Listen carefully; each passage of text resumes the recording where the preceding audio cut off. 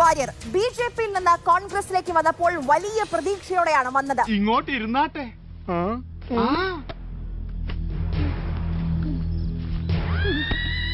ധർമ്മടത്ത് നിന്ന് മുഖ്യമന്ത്രി പിണറായി വിജയനെ വരെ നേരിടാൻ തയ്യാറായി വന്ന നേതാവാണ്. പല മണ്ഡലങ്ങളിൽ പേര് കേട്ടു. പാലക്കാട്, തിരുവമ്പാടി, തവനൂർ. എല്ലാവർക്കും എന്നെ മതി. ഇതിന്റെ കോൺഫിഡൻസ് അല്ല, അഹങ്കാരം. പക്ഷേ ആദ്യത്തെ പട്ടിക വന്നപ്പോൾ വാര്യരുടെ പേര് എവിടെയുമില്ല.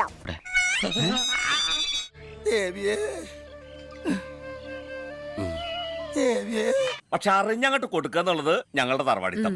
എന്താ അവസാനം കാസർഗോഡ് തൃക്കരിപ്പൂരാണ് സന്ദീപ് വാര്യർ മത്സരിക്കാൻ ഒരുങ്ങുന്നത്. തൃശ്ശൂർ എത്ര മണ്ഡലങ്ങളുണ്ട്? മലപ്പുറം ബോർഡറിലൊക്കെ പാലക്കാട്, തൃശ്ശൂർ ചേർന്ന് കിടക്കും. ഒന്നും കൊടുക്കാതെ സന്ദീപിനെ തൃക്കരിപ്പൂരേക്ക് ഓടിച്ചു വിട്ടിരിക്കുക.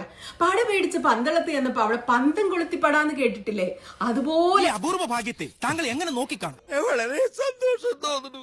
സന്തോഷം കൊണ്ട് 1977 തൃക്കരിപ്പൂർ മണ്ഡലം നിലവിൽ വരുന്നത്. അന്ന് മുതൽ ചുവപ്പണിഞ്ഞ മണ്ഡലമാണ് തൃക്കരിപ്പൂർ. E.K. നായനാരുടെ മണ്ഡലം, P. കരുണാകരന്റെ മണ്ഡലം, അവിടെയാണ് സന്ദീപ് വാര്യർ മത്സരിക്കാൻ ഒരുങ്ങുന്നത്. ചെങ്കോട്ടയാണ്. സന്ദീപിന് തലവേദനയാകാൻ പോകുന്നത് പ്രാദേശിക കോൺഗ്രസ് നേതാക്കളാണ്.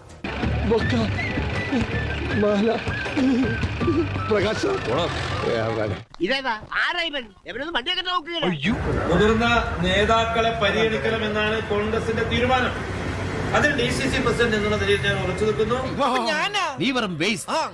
ഇനി ആർക്ക് വേണം വലിഞ്ഞേറി വന്നേക്കുന്ന എന്റെ കൺമുമ്പിൽ എങ്ങനെ വന്ന് നീ പെട്ടുപോയാൽ നിന്നെ ഞാൻ തുപ്പും. എനിക്ക് എവിടെ ചെന്നാലും ഈ ഗതികേട് എന്നെ വരൂ. ഈ വിവരം KPCCയെ അറിയിച്ചിട്ടുമുണ്ട്.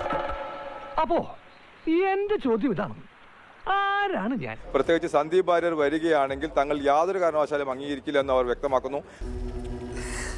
ഒരുത്തനെ തിരിഞ്ഞു നോക്കിയില്ല. പൈത്യക്കാരി പാറുണ്ടമോ പട്ടിണി കിടന്ന് ചാവട്ടെ എന്ന് വിചാരിച്ചു കാണും. എനിക്കിത് എന്തിന്റെ കേടായിരുന്നു. ഞങ്ങൾ അങ്ങ് ഇറങ്ങട്ടെ. ആയിക്കോട്ടെ, സന്തോഷായി. സബ്സ്ക്രൈബ് ചെയ്തേക്കണേടാ. പൊന്നു മോനെ.